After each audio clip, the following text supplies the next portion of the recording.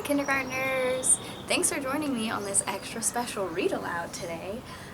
So this read aloud is dedicated to all of the mothers in our lives, our moms, our grandmas, our aunties, our great-grandmas, any mother in your life. This is for them. All of our Prescott mamas, you guys are amazing. And my own mom, I love you mom. She took care of 6 of us. She has 6 kids. I have 5 other siblings. So mom, you're amazing. Thank you so much for taking care of me growing up, and thanks so much for teaching me everything that you've taught me. So friends, make sure you take extra good care of your moms this weekend. Pamper them, love them so much, give them lots and lots of hugs. Make sure they know how much you love her. Okay, so we're gonna read 3 stories. We have Mommy's Khimar. We also have A Mother for Coco. And then finally, we have love for everyone that we love in our life. Not only our mothers, but our fathers too, but extra special for our mothers. Okay, so here we go with Mommy's Khimar, written by Jamilah Thompkins-Bigelow with illustrations by Ebony Glenn.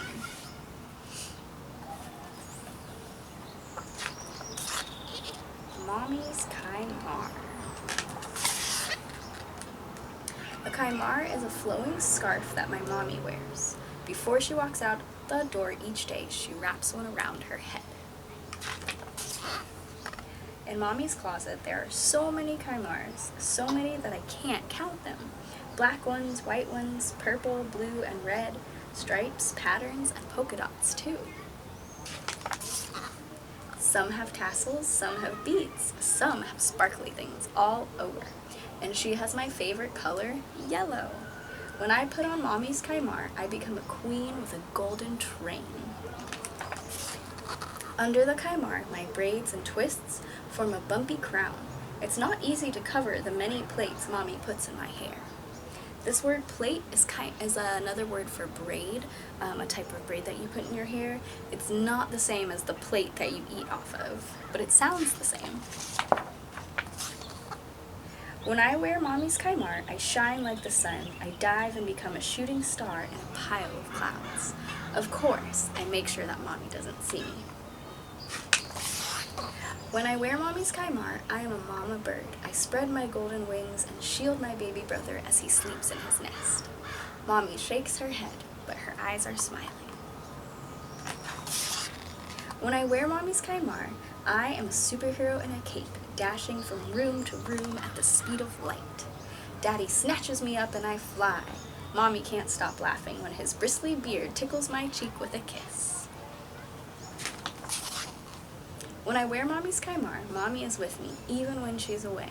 I close my eyes, and if I breathe in deeply, really deeply, I smell the coconut oil in Mommy's hair and the cocoa butter on her skin. And if I breathe in even more deeply than that, I smell the cinnamon and her favorite dessert. She always shares a piece. Take a deep breath. What does your mom smell like?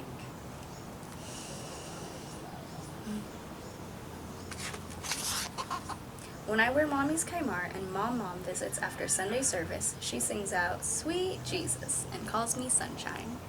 Mom doesn't wear a khimar. She doesn't go to the mosque like Mommy and Daddy do. We are a family and we love each other just the same.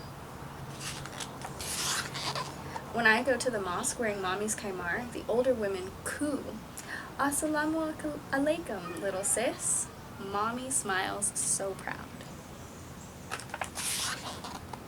My Arabic teacher exclaims, "Beautiful, beautiful hijab." Hijab is the word she uses for khimar. Sometimes I say hijab too. When I wear Mommy's khimar and we go home and it starts to get dark outside, Mommy tells me gently, "Take it off, it's time for sleep." She removes the khimar from her head and I remove mine. We hang them up for the night. I stroke the yellow scarf one last time. I close my eyes and breathe in deeply, really deeply, And if I breathe in deeply enough, I can take Mommy's Khimar with me. I place it inside my head. I take other things and place them in there too. A crown with a train, the sun and a shooting star, a baby dozing on a golden wing. I take a ticklish kiss in the sky, a coconut and cocoa with a cinnamon sweet, and the prayers of gray-haired women. I take all those things with me and go to sleep.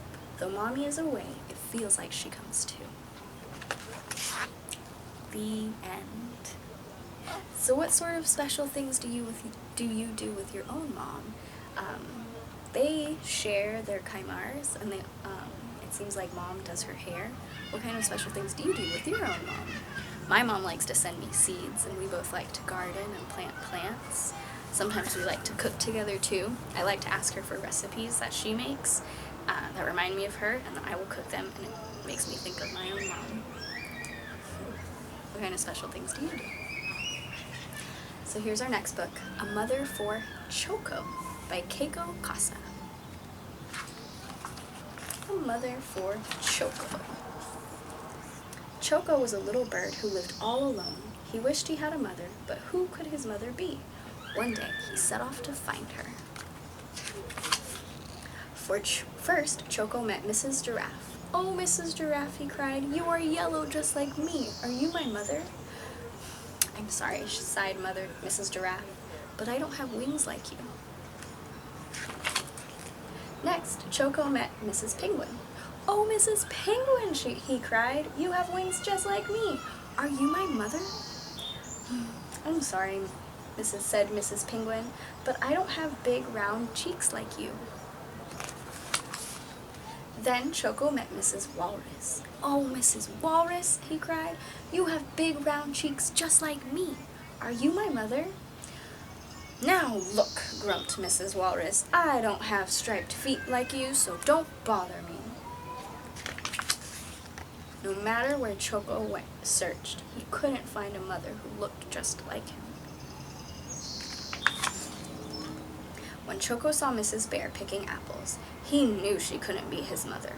Mrs. Bear didn't look like him at all. Choco was so sad he started to cry. "Mommy, Mommy, I need a mommy." Mrs. Bear came running to see what was the matter. As she listened to Choco's story, she sighed. "Oh dear, if you had a mommy, what would she do?" "Oh, I'm sure she would hold me," sobbed Choco. "Like this?" asked Mrs. Bear, and she held Choco very tight. "Yes, and I'm sure she would kiss me too," said Choco. "Like this?" asked Mrs. Bear, and she lifted Choco and gave him a big kiss. "Yes, and I'm sure she would sing and dance with me to cheer me up," said Choco. "Like this?" asked Mrs. Bear, and they danced and sang together. When they stopped to rest, Mrs. Bear turned to Choco and said, "Choco, maybe I could be your mother." "You?" Choco cried. "But you aren't yellow, and you don't have wings or big round cheeks or striped feet like me." "My goodness," said Mrs. Bear, "that would make me look very funny." Choco thought it was funny too. "Well," said Mrs. Bear, "my other children are waiting for me at home. Why don't you join us for apple pie, Choco?" Apple pie sounded wonderful to Choco, so off they went. When they arrived, Mrs. Bear's other children rushed out to greet her. "Choco," said Mrs. Bear, "me, Hippie, Allie, and Piggy. I am their mothers too." The sweet smell of apple pie and the sound of laughter soon filled Mrs. Bear's home. After their delicious treat, Mrs. Bear gave all her children a big, warm bear hug, and Choco was very happy that his new mommy looked just the way she did. The end. Oh, I'm glad Choco found a mom. Mrs. Bear was so nice to take care of all of those children. Give the person who takes care of you a great big bear hug, just like Choco got from Mrs. Bear. And now finally we have Love. This one is written by Matt De La Peña with illustrations by Loren Long. Love. Because it's always good to look for love in our life and remember all of the people who love us. In the beginning there is light, and two wide-eyed figures standing near the foot of your bed, and the sound of their voices is love. A cab driver plays Love softly on his radio while you bounce in back with the bumps of the city, and everything smells new, and it smells like life. Love, too, is the smell of crashing waves and a train whistling blindly in the distance, and each night the sky above your trailer turns the color of love. In a crowded concrete park, you toddle towards summer sprinklers, while older boys skip rope and run up the slide, and soon you are running among them, and the echo of your laughter is love. On the night the fire alarm blares, you're pulled from sleep and whisked into the street, where a quiet old lady is pointing to the sky. Stars shine long after they've flamed out, she tells you, and the shine they shine with is love. But it's not only stars that flame out you discover, it's summers too, and friendships and people. One day you find your family nervously huddled around the TV, but when you ask what happened, they answer with silence and shift between you and the screen. In your dreams that night, you are searching for a love that seems lost. You open and close drawers, lift cushions, empty old toy bins, but there's nothing. You wake with a start in the arms of a loved one who bends to your ear and whispers, "It's okay, it's okay. It's love." And in time, you learn to recognize a love overlooked, a love that wakes at dawn and rides to work on the bus, a slice of burned toast that tastes like love. And it's love in each deep crease of your grandfather's face as he lowers himself onto an overturned bucket to fish. And it's love in the rustling leaves of gnarled trees lined behind the flower fields. And it's love in the made-up stories your uncles retell in the backyard between wild horseshoe throws. And the man in rags outside the subway stations plays love notes that lift into the sky like tiny beacons of light. And the face staring back in the bathroom mirror, this too is love.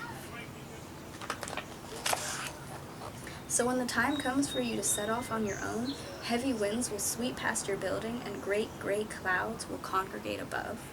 Your loved ones will stand there like puddles beneath their umbrellas, holding you tight and kissing you and wishing you luck. But it won't be luck you'll leave with, because you'll have love. You'll have love, love, love. The end. And there's the author and the illustrator. This book is a good reminder of where we can find love in our life. Sometimes we have to look in a lot of different places, but it's going to be there. So I just wanted to share that with us and remind us that while we're loving our mothers, love everyone in your family too. Find all of those moments that you have in your own life. Not only with your mothers, but with your fathers and with your siblings, your cousins, aunties, uncles, with your whole family, and friends too. So those are our stories today. Thank you so much, friends, for joining me. I hope you enjoyed those stories. Thank you to all the moms out there, all the amazing moms at Prescott, all the amazing moms everywhere. You all are amazing. We so appreciate you. And to my own mom, I love you so much. Thank you so much for everything you've done for me. You are an amazing woman, and I hope to be just like you one day. Alright, friends, I will see you next time. there is a special second video that goes with this read aloud. Instead of posting the activity in the description, we have a fun Friday activity. So check that out. I'm going to teach you how to make something really, really cool. But I love you and I miss you.